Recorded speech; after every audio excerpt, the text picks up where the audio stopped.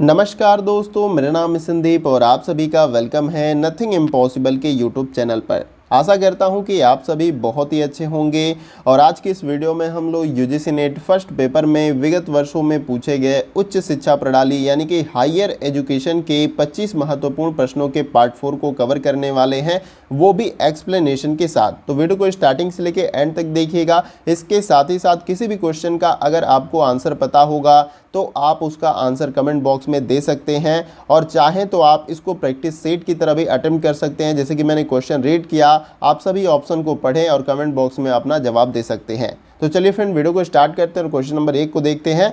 तो देखिए यहाँ पर क्वेश्चन नंबर 1 में पूछा जा रहा है कि निम्नलिखित में से किस परिषद को वर्ष 2013 में जो है विघटित कर दिया गया।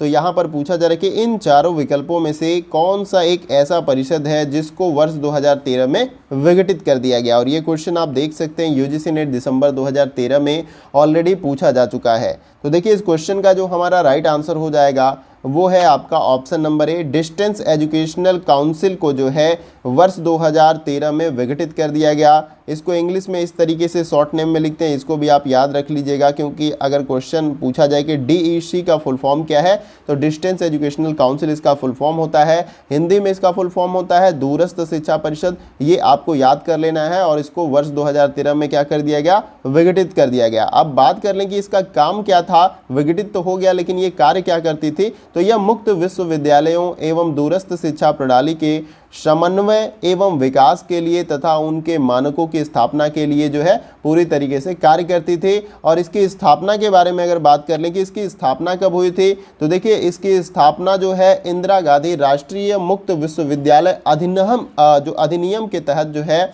1985 को जो है इसकी स्थापना की गई थी। ये भी याद कर लीजिएगा, किसके अंतर्गत, इंदिरा गांधी राष्ट्रीय मुक्त विश्वविद्यालय अधिनियम 1985 के अंतर्गत जो है यहाँ पर डिस्टेंस एजुकेशनल काउंसिल डीईसी को जो है स्थापित किया गया था। ये भी याद कर लेना है, लेकिन 2013 में इसको विघटित कर दिया गया, ये भी याद रहना चाहिए। आई होप कि क्वेश्चन क्लियर हो गया होगा। आइए अब अगला क्वेश्चन देखते हैं। अगला क्वेश्चन हमारा है क्वेश्चन नंबर 2। देखिए इसमें पूछा जा रहा है कि national assessment and accreditation council के विषय में निम्नलिखित में से कौन सा कथन सही है। तो यहाँ पर आप देख सकते हैं कि national assessment and accreditation council के संदर्भ में कुछ कथन दिए गए हैं और आपको सही बताना है कि इनमें से इससे संबंधित कथन कौन से है और नीचे कोड भी दिया गया है। आप सही आंसर कमेंट बॉक्स में दे सकते हैं और ये भी क्वेश्चन 2013 में ऑलरेडी पूछा गया है। तो देखिए इस क्वेश्चन का जो हमारा राइट आंसर हो जाएगा वो है आपका ऑप्शन नंबर बी, पहला और दूसरा जो है सही हो जाएगा। पहला दिया गया यह एक स्वायत्ता शासी संस्था है और दूसरा दिया गया इसे उच्च शिक्षा के संस्थानों के मूल्यांकन एवं प्रत्ययन की जिम्मेदारी का कार्य दिया गया है। तो अब यहाँ तक तो आपने समझ लिया कि national assessment and accreditation council के संदर्भ में कौन सा कथन सही है, तो पहला और दूसरा। तो इसके बारे में थोड़ा सा और जान लेते हैं कि अगर इससे हटके भी क्वेश्चन पूछे तो आप उसको सॉल्व कर ले। तो देखिए राष्ट्रीय मूल्यांकन एवं प्रत्ययन परिषद एक संस्थान है जो भारत के उच्च शिक्षा अन्य शिक्षा संस्थानों का आकलन तथा प्रत्ययन का कार्य करती है, जो कि यहाँ पे दूसरे स्टेटमेंट में दिया गया है। और इसकी स्थापना की बात करें तो इसकी स्थापना 1994 में की गई थी, ये भी याद रख लीजिएगा, बहुत ही इंपॉर्टेंट है। और इसका मुख्यालय अगर आपसे पूछे तो इसका मुख्यालय बेंगलोर में है। कहाँ पे है, इसका मुख्यालय बेंगलोर में है, आपका बेंगलोर में है, ये याद रख लीजिएगा आप। फिर इसके साथ ही साथ अगर पूछा जाए कि इसके डायरेक्टर कौन है, निर्देशक कौन है, तो ये एस सी शर्मा जो है इसके निर्देशक हैं, ये आप याद रख लीजिएगा। इसके निर्देशक कौन है, एस.सी. शर्मा। और ये किसके अंडर में आती है ये संस्था जो है, ये भारत सरकार के अधिकार क्षेत्र के अंतर्गत आती है। स्थापना वर्ष 1994 है, मुख्यालय बेंगलोर में है और इसके डायरेक्टर वर्तमान में एस.सी. शर्मा हैं और ये भारत सरकार के अधिकार क्षेत्र में आती है। आई होप कि आपको क्वेश्चन क्लियर हो गया होगा और इससे जुड़े जो भी मैंने इंपॉर्टेंट पॉइंट बताए वो भी आपको समझ में आ गया होगा। आइए अगला क्वेश्चन देखते हैं। अगला क्वेश्चन हमारा है क्वेश्चन नंबर 3। देखिए इसमें पूछा जा रहा है कि वर्ष 2010-11 में उच्च शिक्षा में निम्न में से किस श्रेणी के विद्यार्थियों का नामांकन निर्धारित आरक्षित श्रेणी के प्रतिशत से अधिक था। तो अगर सही आंसर आपको पता है तो कमेंट बॉक्स में आप जवाब दे सकते हैं। देखिए इस क्वेश्चन का जो हमारा राइट आंसर हो जाएगा वो है आपका ऑप्शन नंबर ए, अन्य पिछड़ा वर्ग के विद्यार्थियों का नामांकन जो है वर्ष 2010 और 11 में उच्च शिक्षा में अधिक थे। अब इसके बारे में थोड़ा सा डिटेल में जान लेते हैं। जैसे कि मैंने आपको बताया कि वर्ष 2010 और 11 में उच्च शिक्षा में अन्य पिछड़ा वर्ग के विद्यार्थियों का नामांकन 27.1% था।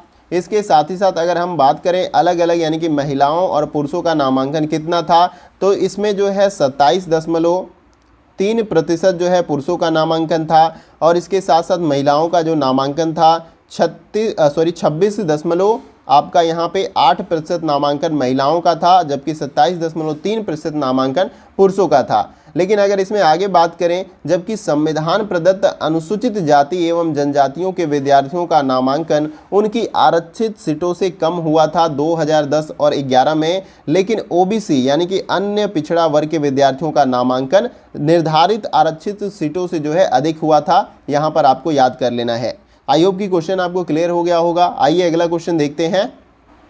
अगला क्वेश्चन हमारा है क्वेश्चन नंबर 4।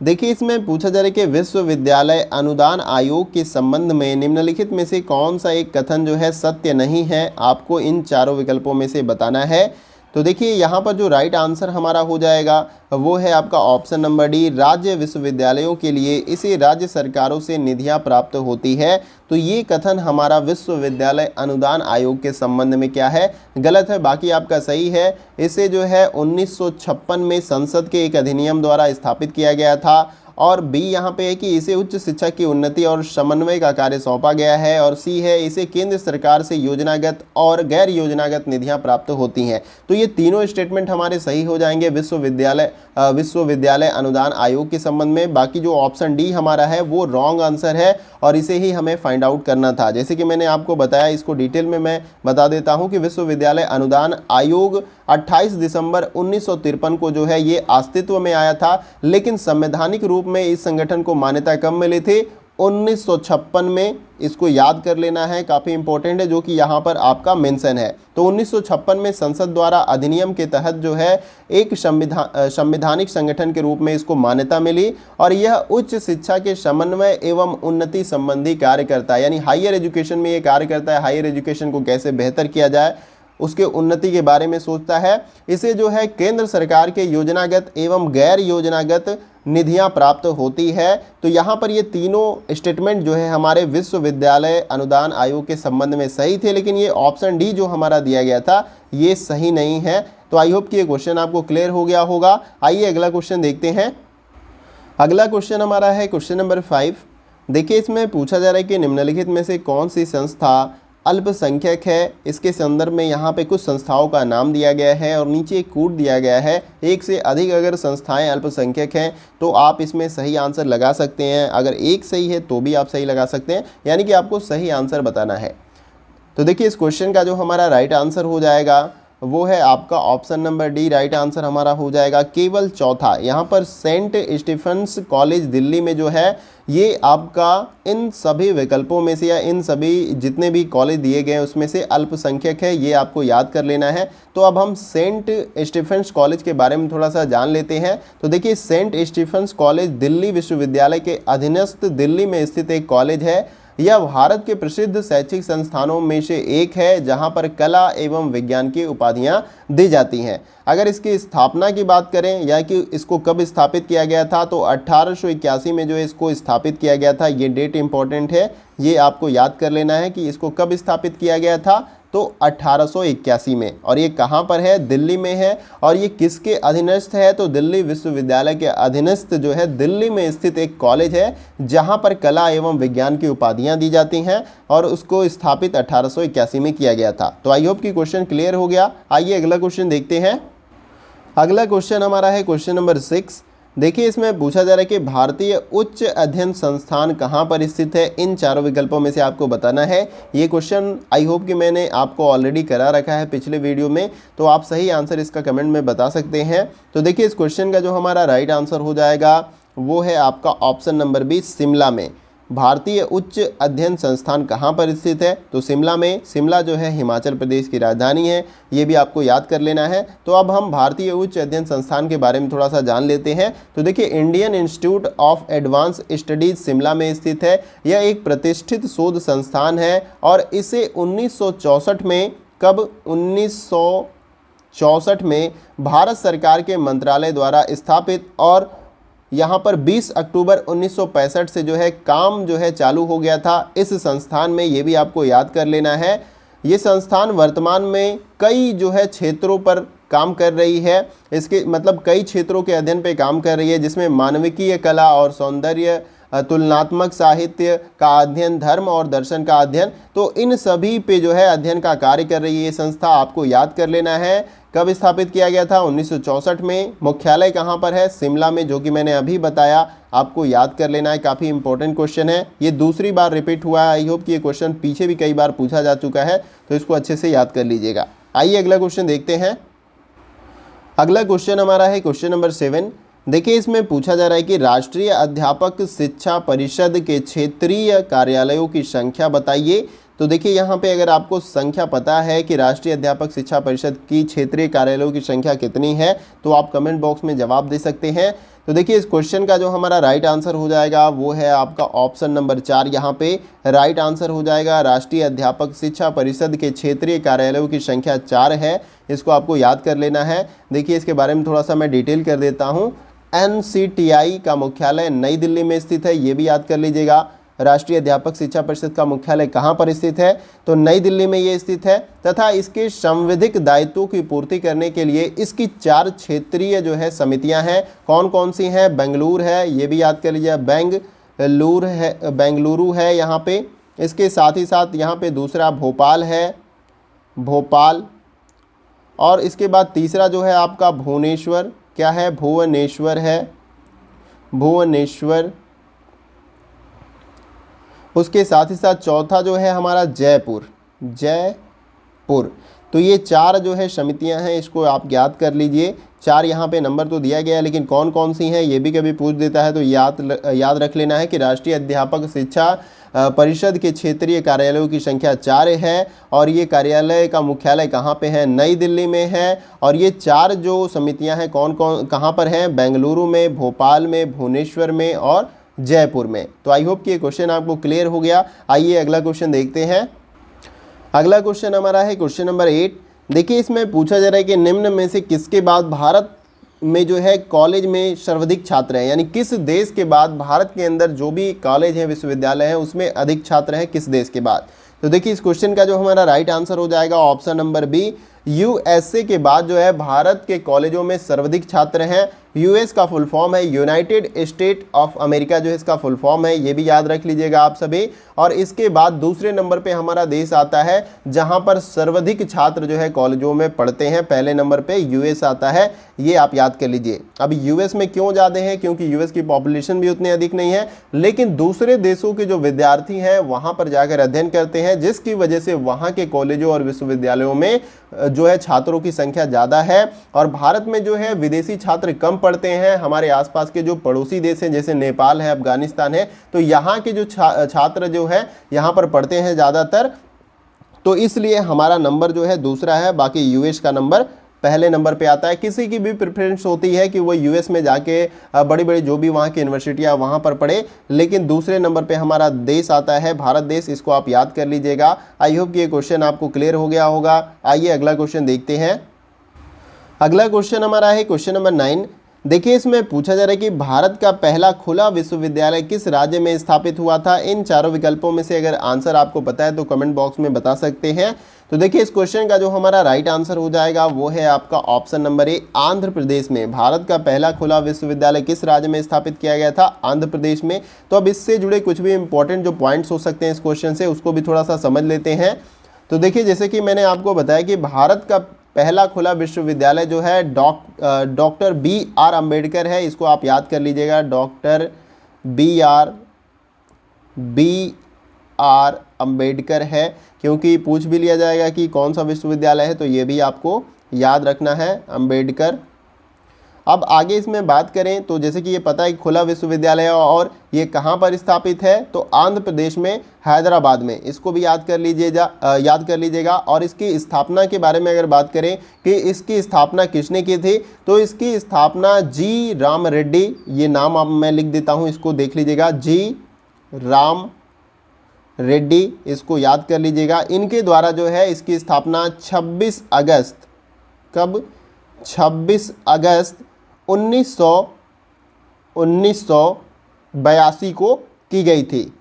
तो यहाँ पर मैंने आपको बताया कि भारत का सबसे पहला खुला विश्वविद्यालय कौन सा है, तो डॉक्टर भीमराव अंबेडकर विश्वविद्यालय, ये याद कर लेना है। और ये कहाँ पर स्थित है, तो आंध्र प्रदेश में हैदराबाद में, ये याद कर लीजिएगा। और इसकी स्थापना किसने की थी, जी राम रेड्डी ने की थी। कब की थी, 26 अगस्त 1982 को, ये याद कर लेना है डेट, कब, 26 अगस्त, अभी मैंने लिख के बताया था आपको, 26 अगस्त 1982 को।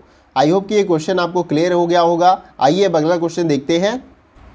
अगला क्वेश्चन हमारा है क्वेश्चन नंबर 10। देखिए इसमें पूछा जा रहा है कि निम्नलिखित में से कौन सा संगठन भारत में तकनीकी तथा प्रबंध शिक्षा की गुणवत्ता की देख रेख करता है, इन चारों विकल्पों में से आपको बताना है। तो देखिए इस क्वेश्चन का जो हमारा राइट आंसर हो जाएगा वो है आपका ऑप्शन नंबर सी, AICTE जो है एक ऐसा संगठन है जो भारत में तकनीकी तथा प्रबंध शिक्षा की गुणवत्ता की देखरेख करता है। तो अब AICTE के बारे में थोड़ा सा जान लेते हैं। तो पहले तो इसके फुल फॉर्म ही समझ लेते हैं। तो इसका फुल फॉर्म होता है अखिल भारतीय तकनीकी शिक्षा परिषद की जो है स्थापना, यहाँ पर अब देख लीजिए इसका फुल फॉर्म मैंने बताया क्या, अखिल भारतीय तकनीकी शिक्षा परिषद। और इसकी स्थापना कब हुई थी, तो इसकी स्थापना नवंबर 1945 में एक राष्ट्रीय स्तर की सर्वोच्च सलाहकार संस्था के रूप में की गई थी, जो तकनीकी शिक्षा के लिए उपलब्ध सुविधाओं पर सर्वेक्षण करने और देश में समन्वित और एकीकृत तरीके से विकास को बढ़ावा देने के लिए इसकी स्थापना की गई थी। तो इसको याद कर लेना है। इसका फुल फॉर्म क्या मैंने बताया था, अखिल भारतीय तकनीकी शिक्षा परिषद। इसकी स्थापना कब हुई थी, नवंबर 1945 में। कब की गई थी, नवंबर 1945 में, ये याद कर लेना है। और इसका कार्य क्या था, तो देखिए इसका कार्य जो है भारत के अंदर जो है तकनीकी शिक्षा के लिए उपलब्ध सुविधाओं पर सर्वेक्षण करना और इसके साथ साथ देश में समन्वित और एकीकृत तरीके से विकास को बढ़ावा देने के लिए इस संस्था की स्थापना की गई थी। तो आई होप कि ये क्वेश्चन आपको क्लियर हो गया होगा। आइए अगला क्वेश्चन देखते हैं। अगला क्वेश्चन हमारा है क्वेश्चन नंबर 11। देखिए इसमें पूछा जा रहा है कि SIT पद का पूर्ण रूप क्या है, यानी कि यहाँ पर SITE का फुल फॉर्म पूछा जा रहा है। तो अगर आपको आंसर पता है तो कमेंट बॉक्स में जवाब दे सकते हैं। तो देखिए इस क्वेश्चन का जो हमारा राइट आंसर हो जाएगा वो है आपका option number C, satellite instructional television experiment जो है SITE का फुल फॉर्म होता है। तो अब इसके बारे में थोड़ा सा जान लेते हैं। देखिए ये एक प्रकार का उपग्रह था। तो सैटेलाइट इंस्ट्रक्शन टेलीविजन एक्सपेरिमेंट को जो है 1975 में भारत में लॉन्च किया गया था। यह एक प्रायोगिक उपग्रह संचार प्रोजेक्ट था जिसे नासा और भारतीय अंतरिक्ष अनुसंधान संगठन इसरो द्वारा संयुक्त रूप से डिजाइन किया गया था। तो आई होप कि ये समझ में आ गया। अब देखिए यहाँ पर इसरो का नाम लिया गया है, तो इसरो का फुल फॉर्म भी याद रखिएगा, कभी ये क्वेश्चन आपसे पूछ लिया जाएगा। इंडियन स्पेस ऑर्गेनाइजेशन इसका फुल फॉर्म होता है, ये याद आपको कर लेना है। तो आई होप कि ये क्वेश्चन आपको क्लियर हो गया होगा। आइए अगला क्वेश्चन देखते हैं। अगला क्वेश्चन हमारा है क्वेश्चन नंबर 12। देखिए इसमें पूछा जा रहा है कि भारत में विश्वविद्यालय अनुदान आयोग के क्षेत्रीय कार्यालयों की संख्या कितनी है, इन चारों विकल्पों में से बताना है। तो देखिए इस क्वेश्चन का जो हमारा राइट आंसर हो जाएगा वो है आपका ऑप्शन नंबर बी, 6 क्षेत्रीय कार्यालयों की संख्या है। भारत में विश्वविद्यालय अनुदान आयोग के क्षेत्रीय कार्यालयों की संख्या कितनी है, 6 है। अब इसके बारे में जान लेते हैं। देखिए भारतीय विश्वविद्यालय अनुदान आयोग के बारे में मैंने काफ़ी कुछ आपको बता रखा है। इसकी स्थापना कब हुई थी, 1956 में, और इसका मुख्यालय कहाँ पे है, नई दिल्ली में। तो ये सारा कुछ मैंने कई क्वेश्चन में काफ़ी कुछ डिस्क्राइब किया है। लेकिन अब हम बात कर लेंगे कि ये जो 6 क्षेत्रीय इकाइयाँ हैं इसके बारे में जान लेते हैं कौन कौन सी हैं। तो देखिए ये क्षेत्रीय कार्यालय पुणे में है, पहला एक पुणे, फिर दूसरा जो हमारा है इसमें भोपाल, तीसरा है आपका कोलकाता, फिर उसके बाद से चौथे नंबर पे है आपका हैदराबाद, फिर उसके बाद से आपका है 5वें नंबर पे गुवाहाटी, असम की राजधानी है ये गुवाहाटी। इसके बाद से जो आपका 6 नंबर पे है वो है आपका बेंगलुरु। तो ये 6 आपके क्षेत्रीय कार्यालयों की संख्या है। कितनी संख्या है? 6। कौन कौन से हैं? पुणे, भोपाल, कोलकाता, हैदराबाद, गुवाहाटी और बेंगलोर। और विश्वविद्यालय अनुदान आयोग के बारे में मैंने बता ही रखा है कि इसकी जब मुख्यालय है वो नई दिल्ली में है और स्थापना 1956 में की गई थी इसकी, ये याद रखिएगा। आई होप कि क्वेश्चन आपको क्लियर हो गया होगा। आइए अगला क्वेश्चन देखते हैं। अगला क्वेश्चन हमारा है क्वेश्चन नंबर 13। देखिए इसमें पूछा जा रहा है कि भारत के राष्ट्रीय शिक्षा दिवस के बारे में कौन सा अभिमत सही नहीं है। तो इन चारों विकल्पों में से आपको बताना है कि भारत के राष्ट्रीय शिक्षा दिवस के संदर्भ में कौन सा ऑप्शन सही नहीं है। तो देखिए इस क्वेश्चन का जो हमारा ऑप्शन नंबर ए हमारा सही आंसर हो जाएगा। इसमें देखिए यहाँ पर यह प्रतिवर्ष 5 सितंबर को मनाया जाता है, ये गलत है पूरी तरीके से। हमें राष्ट्रीय शिक्षा दिवस के संदर्भ में गलत कथन को यहाँ पर फाइंड करना था। तो ये हमारा गलत जो कथन है ऑप्शन नंबर ए है, यह प्रतिवर्ष 5 सितंबर को नहीं मनाया जाता है, ये प्रतिवर्ष 11 नवंबर को मनाया जाता है। ये आपको याद कर लेना है कि भारत में राष्ट्रीय शिक्षा दिवस कब मनाया जाता है, तो 11 नवंबर को प्रतिवर्ष मनाया जाता है। किसके उपलक्ष्य में मनाया जाता है? तो सी ऑप्शन में मेंशन है कि इसे भारत के प्रथम शिक्षा मंत्री डॉक्टर अबुल कलाम आज़ाद की स्मृति में मनाया जाता है। और इसको कब से मनाया जाता है? 2008 से, ये भी याद रखना है। राष्ट्रीय शिक्षा दिवस कब से मनाया जा रहा है? 2008 से। कब मनाया जाता है? 11 नवंबर को मनाया जाता है हर साल। और किसके उपलक्ष्य में मनाया जाता है? तो भारत के प्रथम शिक्षा मंत्री डॉक्टर अबुल कलाम आज़ाद की स्मृति में जो है मनाया जाता है। आई होप कि ये क्वेश्चन आपको क्लियर हो गया। आइए अगला क्वेश्चन देखते हैं। अगला क्वेश्चन हमारा है क्वेश्चन नंबर 14। देखिए इसमें पूछा जा रहा है कि राष्ट्रीय मूल्यांकन एवं अधिस्वीकृति परिषद NAAC राष्ट्रीय अधिस्वीकृति बोर्ड NBA से इन बातों में भिन्न है। किन बातों में भिन्न है? इन चारों विकल्पों में से बताना है। तो देखिए इस क्वेश्चन का जो हमारा राइट आंसर हो जाएगा वो है ऑप्शन नंबर बी। एक का दृष्टिकोण कोटि निर्धारण है तथा दूसरे का कार्यक्रम की कोटि आधारित दृष्टिकोण है यहाँ पर इन दोनों के अंतर्गत। तो अब हम बात कर लेते हैं इन दोनों के बारे में कि NAAC यानी कि NAAC किसको बोलते हैं, तो इसके बारे में थोड़ा सा जान लेते हैं। तो इसका फुल फॉर्म होता है राष्ट्रीय मूल्यांकन एवं प्रत्ययन परिषद, इंग्लिश में इसको बोलते हैं national assessment and accreditation council होता है। और इसका जो शॉर्ट नेम है इस तरीके से इंग्लिश में लिखा जाता है, ये भी आपको याद कर लेना है। और इसको NAAC बोला जाता है। यह एक संस्थान है जो भारत में उच्च शिक्षा, अन्य शिक्षा संस्थानों का आकलन तथा प्रत्ययन का कार्य करती है। और इसकी स्थापना 1994 में की गई थी। स्थापना कब की गई थी? 1994 में की गई थी इसकी स्थापना। किसकी? NAAC की। यहाँ पर इसके संदर्भ में मैंने आपको डिटेल बताया। अब NBA के बारे में थोड़ा जान लेते हैं। तो देखिए NBA का जो फुल फॉर्म होता है इंग्लिश में नेशनल बोर्ड ऑफ एक्रेडिटेशन, इसका फुल फॉर्म होता है NBA का। शॉर्ट में इसको इस तरीके से लिखते हैं NBA। और इसका फुल फॉर्म इंग्लिश में होता है national board of accreditation, Hindi में इसको बोलते हैं राष्ट्रीय प्रत्ययन बोर्ड। और यह जो है राष्ट्रीय मूल्यांकन और प्रत्ययन परिषद के साथ साथ भारत में उच्च शिक्षा संस्थानों की मान्यता के लिए जिम्मेदार 2 प्रमुख निकायों में से एक है। यानी कि जो मान्यता दी जाती है भारत के अंदर विश्वविद्यालयों में, कॉलेजों को, तो ये प्रमुख निकाय जो है उनमें से एक है NBA। NAAC तो एक था आपका, मैंने इसके बारे में बताया, लेकिन NBA भी इसके साथ ही साथ ये है। अब इसका फुल फॉर्म भी आपको याद रखना है क्योंकि क्वेश्चन पूछ लिया जाएगा आपसे। तो फुल फॉर्म है national board of accreditation. I hope कि ये क्वेश्चन आपको क्लियर हो गया होगा। नहीं समझ में आया तो कमेंट बॉक्स में जरूर पूछिएगा। आइए अगला क्वेश्चन देखते हैं। अगला क्वेश्चन हमारा है क्वेश्चन नंबर 15। देखिए इसमें पूछा जा रहा है कि UGC द्वारा UGC अधिनियम 1956 धारा 3 के अंतर्गत मान्यत विश्वविद्यालयों को यह आज्ञा नहीं है। क्या आज्ञा नहीं है ये आपको याद रखना है। तो ऑप्शन डी हमारा यहाँ पे सही है। दूरस्थ शिक्षा परिषद की अनुमति के बिना दूरस्थ कार्यक्रमों को चलाना, ये जो है UGC अधिनियम 1956 धारा 3 के अंतर्गत जो मान्यत विश्वविद्यालय हैं उनको आज्ञा नहीं है कि दूरस्थ शिक्षा परिषद की अनुमति के बिना जो दूरस्थ जो है कार्यक्रम होते हैं, डिस्टेंस लर्निंग कार्यक्रम है, डिस्टेंस एजुकेशन, उसको नहीं चला सकती। किसके अनुमति के बिना? दूरस्थ शिक्षा परिषद के बिना। तो आई होप कि ये क्वेश्चन आपको क्लियर हो गया।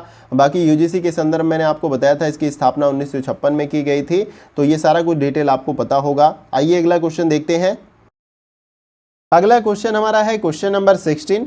देखिए इसमें पूछा जा रहा है कि निम्नलिखित में से कौन सा विकल्प सही नहीं है, यानी कि इन चारों विकल्पों में से कौन सा ऐसा एक विकल्प है जो सही नहीं है। और इस क्वेश्चन का आंसर आप सभी को कमेंट बॉक्स में देना है। इसका आंसर मैं नहीं बताने वाला हूं आप सभी को, इसका जवाब आप सभी को देना है। देखिए पहला जो ऑप्शन दिया गया, विज्ञान और तकनीकी क्षेत्र के राष्ट्रीय प्रतिष्ठा प्राप्त अधिकांश संस्थान संघीय सूची को 64वीं प्रविष्टि के अंतर्गत आते हैं। बी ऑप्शन दिया गया, 42वें संविधान संशोधन 1976 से सामान्यतः शिक्षा संवर्ती सूची का विषय है। और सी ऑप्शन है, शिक्षा पर केंद्रीय परामर्शदात्री मंडल CABE की प्रथम बार स्थापना 1920 में की गई थी। और डी ऑप्शन दिया गया, भारत ने 2002 में 86वें संविधान संशोधन अधिनियम के माध्यम से अनिवार्य और निःशुल्क प्राथमिक शिक्षा के अधिकार को लागू कर दिया। अब इन चारों विकल्पों में से कौन सा ऑप्शन हमारा राइट आंसर है, उसका जवाब आप सभी को कमेंट बॉक्स में देना है। अगर आंसर आपको नहीं भी आए तो आप जरूर प्रयास करिएगा कि आंसर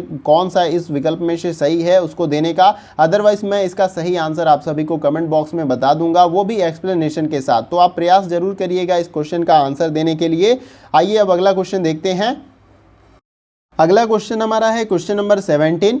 देखिए इसमें पूछा जा रहा है कि भारत का सबसे पहला प्रतिरक्षा विश्वविद्यालय किस राज्य में है। आपको इन चारों विकल्पों में से बताना है। अगर आंसर पता है तो आप कमेंट बॉक्स में जो है अपना आंसर दे सकते हैं। वैसे इस क्वेश्चन का हमारा राइट आंसर हो जाएगा ऑप्शन नंबर ए, हरियाणा में। तो भारत का सबसे पहला प्रतिरक्षा विश्वविद्यालय कहाँ पे स्थापित किया गया था, तो हरियाणा राज्य के गुरुग्राम जिले में जो है इसको बनाया गया। और इस विश्वविद्यालय की नींव जो है 23 मई 2013 को उस समय के तत्कालीन प्रधानमंत्री डॉक्टर मनमोहन सिंह ने रखी थी। अब बात कर लेते हैं कि इस विश्वविद्यालय में किन चीज़ों की पढ़ाई होगी। तो देखिए इस विश्वविद्यालय में बेसिकली जो आपका डिफेंस से संबंधित है, रक्षा संबंधी जो भी विषय हैं उनका अध्ययन होगा। इसके साथ ही साथ रक्षा संबंधी टॉपिक पे रिसर्च कार्य होंगे। तो ये इसका पूरा तरह से इस विश्वविद्यालय में जो है रक्षा संबंधी जो है विषयों का अध्ययन होगा और उसी से संबंधित जो है रिसर्च कार्य किए जाएंगे। तो आई होप कि ये क्वेश्चन आपको समझ में आ गया। आइए अब अगला क्वेश्चन देखते हैं।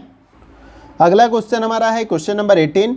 देखिए इसमें पूछा जा रहा है कि भारत में अधिकतर विश्वविद्यालय का कार्य क्या होता है, आपको बताना है अगर आपको आंसर पता है तो। और ये क्वेश्चन यूजीसी नेट दिसंबर 2010 में ऑलरेडी पूछा जा चुका है। तो देखिए इस क्वेश्चन का हमारा जो राइट आंसर हो जाएगा वो है आपका ऑप्शन नंबर सी, शिक्षण शोध करते हैं तथा परीक्षा कराते हैं। तो भारत में अधिकतर विश्वविद्यालय का कार्य क्या है, वहाँ पे शिक्षण होता है यानी कि पढ़ाई होती है। इसके साथ साथ अनेक विषयों पे शोध कार्य भी चलते हैं तथा विश्वविद्यालय जो उससे जुड़े कॉलेज होते हैं उनकी परीक्षाओं को भी कंडक्ट कराता है। तो ये आपका सही हो जाएगा क्वेश्चन नंबर 18 का option number C. I hope कि ये क्वेश्चन आपको क्लियर हो गया। आइए अगला क्वेश्चन देखते हैं।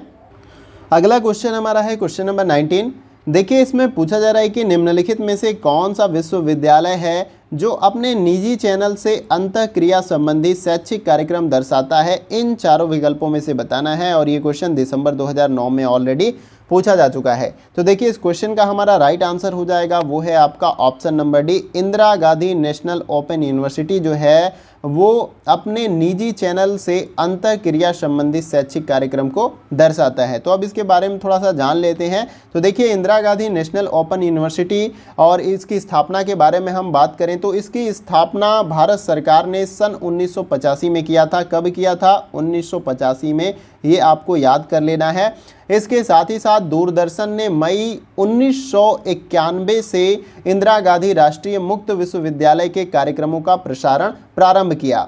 इसके साथ ही साथ 26 जनवरी 2001 को इग्नू ने ज्ञान दर्शन नाम से एक शैक्षिक चैनल शुरू किया और जिस पर 24 घंटे प्रसारण होता रहता है शिक्षा से संबंधित। और इसके साथ ही साथ इग्नू ने नवंबर 2001 में एफएम रेडियो नेटवर्क भी आरंभ किया जो छात्रों को अतिरिक्त सहायता उपलब्ध कराती थी। तो इतना सारा कुछ डिटेल जो है इस क्वेश्चन से रिलेटेड था, तो इसको आप अच्छे से समझ लीजिएगा। बेसिकली आपको याद करना है यहाँ पर कि Indira Gandhi national open university की स्थापना कब हुई थी, 1985 में। और इसके साथ ही साथ जो है दूरदर्शन ने मई 1991 से इंदिरा गांधी राष्ट्रीय मुक्त विश्वविद्यालय के जो भी कार्यक्रम थे शिक्षण संबंधी उसका प्रसारण प्रारंभ किया। और इसके बाद मैंने बताया आपको कि 26 जनवरी 2001 को इग्नू ने जो है ज्ञान दर्शन नाम से एक शैक्षिक चैनल की शुरुआत की। कब की थी? 26 जनवरी, आप इसको भी याद कर लीजिएगा, ये भी इम्पोर्टेंट है।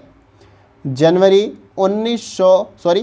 जनवरी 2001 को जो है ज्ञान दर्शन नाम के चैनल की शुरुआत करती है Indira Gandhi national open university के द्वारा। और इसके बाद ही मैंने आपको बताया कि इस चैनल पे 24 घंटे तक प्रसारण चलता रहता है जो एजुकेशन से संबंधित होता है। और इसके साथ ही साथ जो है इसने FM रेडियो नेटवर्क का भी आरंभ किया था जो छात्रों को हेल्प करता है। तो आई होप कि ये क्वेश्चन आपको क्लियर हो गया होगा। आइए अब अगला क्वेश्चन देखते हैं। अगला क्वेश्चन हमारा है क्वेश्चन नंबर 20। देखिए इसमें पूछा जा रहा है कि निम्नलिखित में से किसने भारत के अध्यापक शिक्षा संस्थानों में अधिस्वीकृति के लिए समझौता पत्र पर हस्ताक्षर किए हैं। आपको इन चारों विकल्पों में से बताना है और ये क्वेश्चन UGC नेट दिसंबर 2009 में ऑलरेडी पूछा जा चुका है। तो देखिए इस क्वेश्चन का हमारा राइट आंसर हो जाएगा ऑप्शन नंबर बी। यहाँ पर NCTI और NAC के द्वारा जो है ये हस्ताक्षर किए गए हैं, आपको याद कर लेने हैं। अब बात कर लें कि NCTI का फुल फॉर्म क्या होता है, तो इसका फुल फॉर्म होता है national council for teacher education, इसका फुल फॉर्म होता है। इसके साथ साथ यहाँ पे NAC का जो फुल फॉर्म होता है आपका, उसको भी याद कर लेना है, national assessment and accreditation council जो है NAC का फुल फॉर्म होता है। वैसे मैंने इसके बारे में ऑलरेडी आपको बता रखा है। तो देखिए आगे इसमें हम बात करें तो NCTE तथा NAC ने भारत के अध्यापक शिक्षा संस्थानों से अधिस्वीकृति के लिए समझौता पत्र पर हस्ताक्षर किए हैं। यह समझौता जो है वर्ष 2002 में जो है हस्ताक्षरित किए गए थे इन दोनों के द्वारा। तो आई होप कि ये आपको समझ में आ गया और कोई भी डाउट होता है क्वेश्चन से रिलेटेड तो आप कमेंट बॉक्स में ज़रूर पूछ लीजिएगा। आइए अब अगला क्वेश्चन देखते हैं। अगला क्वेश्चन हमारा है क्वेश्चन नंबर 21। देखिए इसमें पूछा जा रहा है कि राष्ट्रीय ज्ञान आयोग द्वारा 1500 विश्वविद्यालयों की सिफारिशों का आशय क्या है। इन चारों विकल्पों में से आप सभी को बताना है। देखिए वैसे इस क्वेश्चन का हमारा राइट आंसर हो जाएगा, वो है आपका ऑप्शन नंबर बी, उच्च शिक्षा में विद्यार्थियों के दाखिले को यकीनी बनाना, यानी कि दाखिले को ज़्यादा करना। तो इसके बारे में डिटेल में आप समझ लीजिए। देखिए यहाँ पे राष्ट्रीय ज्ञान आयोग द्वारा 1500 विश्वविद्यालयों को स्थापित करने की सिफारिश का जो है मुख्य आशय उच्च शिक्षा में विद्यार्थियों के सकल नामांकन को 2015 तक कम से कम 15% के स्तर पर लाना है। वैसे ये क्वेश्चन आप देख सकते हैं दिसंबर 2009 का है, तो उसके अकॉर्डिंग ये क्वेश्चन पूछा गया था। लेकिन वर्तमान में जो है क्या स्थिति है उसके संदर्भ में आप ज़रूर अपनी तैयारी करते रहिए। जैसे कि करंट अफेयर के ऊपर एजुकेशन से संबंधित जो भी करंट इवेंट हो रहे हैं या कोई पॉलिसी आ रही है या कुछ भी हो रहा है तो उसके बारे में आप अपडेट रहिए, क्योंकि वहाँ से क्वेश्चन आपको इस यूनिट में देखने को मिल सकते हैं। तो आशा करता हूँ कि क्वेश्चन आपको क्लियर हो गया होगा। तो आइए अब अगला क्वेश्चन देखते हैं। अगला क्वेश्चन हमारा है क्वेश्चन नंबर 22। देखिए इसमें पूछा जा रहा है कि भारत में उच्च शिक्षा में पंजीकरण में शिक्षा की दोनों प्रणालियों औपचारिक प्रणाली व दूरस्थ शिक्षा प्रणाली का योगदान होता है। दूरस्थ शिक्षा प्रणाली योगदान करती है कितने प्रतिशत पंजीकरण का, यहाँ पे आपको इन चारों विकल्पों में से बताना है। और ये भी क्वेश्चन दिसंबर 2009 में ऑलरेडी पूछा जा चुका है। तो देखिए इस क्वेश्चन का जो हमारा राइट आंसर हो जाएगा वो है आपका ऑप्शन नंबर बी। यहाँ पर राइट आंसर हो जाएगा औपचारिक प्रणाली का जो है परसेंटेज है 25% का जो है कंट्रीब्यूशन है। क्वेश्चन में यही पूछा गया था कि भारत में उच्च शिक्षा में पंजीकरण में शिक्षा की दोनों प्रणालियों औपचारिक प्रणाली व दूरस्थ शिक्षा प्रणाली का योगदान होता है। लेकिन यहाँ पर पूछा जा रहा है कि इसमें पंजीकरण में दूरस्थ शिक्षा प्रणाली का कंट्रीब्यूशन कितना है, तो 25% का कंट्रीब्यूशन है, ये आपको याद रख लेना है। तो इसके बारे में बहुत सारे इंपॉर्टेंट पॉइंट्स हैं, जैसे कि मानव संसाधन विकास मंत्रालय के प्रतिवेदन 2009-10 के अनुसार वर्तमान समय में, यानी उस समय में 2009 और 10 के समय में जो है देश में 504 विश्वविद्यालय थे। इसके साथ साथ 296 राज्य स्तरीय विश्वविद्यालय थे, 130 डीम्ड विश्वविद्यालय थे और 40 जो है केंद्रीय विश्वविद्यालय थे। और इसके साथ ही साथ 5 राज्य विधायी कानून के तहत स्थापित संस्थान थे और 33 राष्ट्रीय महत्व के केंद्रीय विद्यार्थी संस्थान तथा 53 राज्य के जो है प्राइवेट विश्वविद्यालय थे। तो ये कुछ आंकड़ा था आपका 2009 और 10 के अनुसार, किसमें मानव संसाधन विकास मंत्रालय के प्रतिवेदन में जो है बताया गया था 2009 और 10 के अनुसार कितने विश्वविद्यालयों की संख्या हमारे देश में है, उसमें भी डीम्ड विश्वविद्यालय कितने हैं, प्राइवेट विश्वविद्यालय कितने हैं। तो ये सारा आंकड़ा जो मैंने अभी आपको बताया। तो आई होप कि ये क्वेश्चन आपको क्लियर हो गया। आइए अगला क्वेश्चन देखते हैं। अगला क्वेश्चन हमारा है क्वेश्चन नंबर 23। देखिए इसमें पूछा जा रहा है कि अभिकथन, और ये कारण वाला क्वेश्चन है। तो अभिकथन में दिया गया है कि विश्वविद्यालय अनुदान आयोग के अकादमिक स्टाफ कॉलेज शिक्षकों की गुणवत्ता को श्रेष्ठ बनाने के लिए अस्तित्व में आया था। अब कारण क्या बताया जा रहा है कि विश्वविद्यालय और महाविद्यालय शिक्षकों को शिक्षण प्रशिक्षण प्राप्त कराना होता है, जिसके लिए विश्वविद्यालय अनुदान आयोग के अकादमिक स्टाफ कॉलेज शिक्षकों की गुणवत्ता को श्रेष्ठ बनाने के लिए अस्तित्व में आया। तो ये आप सभी को पता है कि विश्वविद्यालय अनुदान आयोग जो है कॉलेज महाविद्यालयों को अनुदान भी देता है, इसके साथ साथ वहाँ पे जो एजुकेशन की क्वालिटी बेहतर करने के लिए भी काम करता रहता है। तो ये आपका अभिकथन ऐसे ही सही है, और यहाँ पे कारण भी आपका सही हो जाएगा, क्योंकि यहाँ पर यही बताया गया कि विश्वविद्यालय और महाविद्यालय शिक्षकों को शिक्षण प्रशिक्षण प्राप्त कराना जो है विश्वविद्यालय अनुदान आयोग का काम होता है। इसके साथ ही साथ हमारा जो है इन चारों विकल्पों में से option number A right answer हो जाएगा। ए व आर दोनों सही है और आर ए का सही स्पष्टीकरण है, ये हमारा राइट आंसर हो जाएगा। तो आई होप कि ये क्वेश्चन आपको क्लियर हो गया होगा। आइए अगला क्वेश्चन देखते हैं। अगला क्वेश्चन हमारा है क्वेश्चन नंबर 24। देखिए इसमें पूछा जा रहा है कि राधाकृष्णन आयोग के अनुसार उच्च शिक्षा का उद्देश्य क्या है, इन चारों विकल्पों में से बताना है। ये भी क्वेश्चन यूजीसी नेट दिसंबर 2008 में ऑलरेडी पूछा जा चुका है। वैसे इस क्वेश्चन का हमारा राइट आंसर हो जाएगा ऑप्शन नंबर सी। यहाँ पर ए और बी दोनों सही है। पहला है आपका लोकतांत्रिक मूल्यों एवं शांति व सौहार्द का विकास करना, और बी ऑप्शन है राजनीतिक प्रशासन उद्योग तथा वाणिज्य में योगदान देना। तो यहाँ पर ये दोनों सही हैं, इसलिए हमारा ऑप्शन नंबर सी क्या है, राइट आंसर हो जाएगा। तो अब राधाकृष्णन आयोग के बारे में कुछ इंपॉर्टेंट पॉइंट्स जो है उसको भी जान लेते हैं। जैसे राधाकृष्णन आयोग जो है सन 1948 में डॉक्टर एस राधाकृष्णन की अध्यक्षता में जो है इसको गठित किया गया था। राधाकृष्णन आयोग को कब गठित किया गया था? 1948 में डॉक्टर एस राधाकृष्णन की अध्यक्षता में जो है इसको गठित किया गया था। और जैसा कि क्वेश्चन में दिया गया है कि ए और बी दोनों उद्देश्यों को अतिरिक्त उच्च शिक्षा में जो है सुधार हेतु गठित हुआ, लेकिन माध्यमिक स्कूलों के शिक्षकों को रिफ्रेशर कोर्स चलाने तथा माध्यमिक स्तर पर अंग्रेजी की शिक्षा अनिवार्य करने का सुझाव भी दिया गया इसके अंतर्गत। तो आई होप कि ये क्वेश्चन आपको क्लियर भी हो गया होगा और समझ में भी आ गया होगा। आइए अगला क्वेश्चन देखते हैं।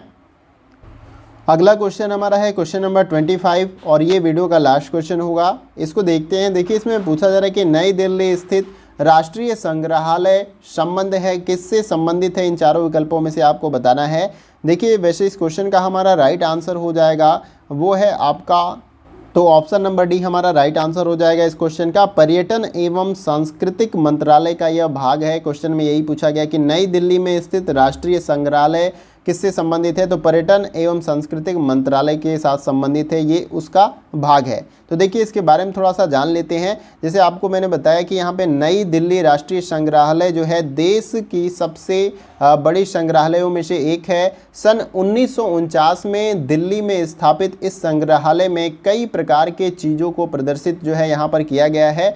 और यहाँ पर जो है सांस्कृतिक मंत्रालय के अधीन कार्यरत यह मौलाना आज़ाद रोड और जनपथ के किनारे पर स्थित है, और इसमें प्राग ऐतिहासिक काल से लेकर आधुनिक युग की विभिन्न प्रकार की कलाओं को जो है प्रदर्शित किया गया है। तो आई होप कि ये आपको क्लियर हो गया होगा। क्वेश्चन में यही पूछा गया था कि नई दिल्ली में स्थित राष्ट्रीय संग्रहालय किससे संबंधित है? तो पर्यटन एवं सांस्कृतिक मंत्रालय से संबंधित है, ये इसका भाग है। और जैसे कि मैंने इसको बताया कि इसकी स्थापना या इसको कब स्थापित किया गया था, तो सन 1949 में जो है इसको स्थापित किया गया था, और ये देश का सबसे बड़ा संग्रहालय है। तो आई होप कि ये क्वेश्चन आपको क्लियर हो गया होगा। तो आज के वीडियो में बस इतना ही। आशा करता हूं कि जितने भी क्वेश्चन मैंने आपको यहां पर कराए, 25 क्वेश्चन मैंने कराए, वो आपके एग्जाम के पॉइंट ऑफ व्यू से इंपॉर्टेंट है। इसके साथ ही साथ इन सभी क्वेश्चन में से अगर किसी भी क्वेश्चन में अगर आपको डाउट होता है, कुछ समझ में नहीं आता है, तो कमेंट बॉक्स में आप पूछ सकते हैं। इसके साथ ही साथ किसी और टॉपिक पे अगर आपको वीडियो चाहिए या कोई डाउट है, क्वेरी है, एग्जाम रिलेटेड कोई प्रॉब्लम है, तो आप कमेंट बॉक्स में पूछ सकते हैं।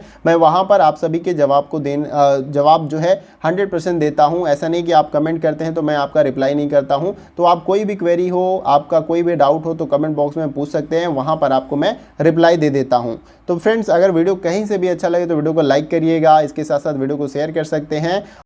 अगर आप वीडियो को पहली बार देख रहे हैं तो चैनल को सब्सक्राइब कर सकते हैं। और आज के वीडियो में बस इतना ही। फिर मिलते हैं अगले वीडियो में, तब तक के लिए नमस्कार।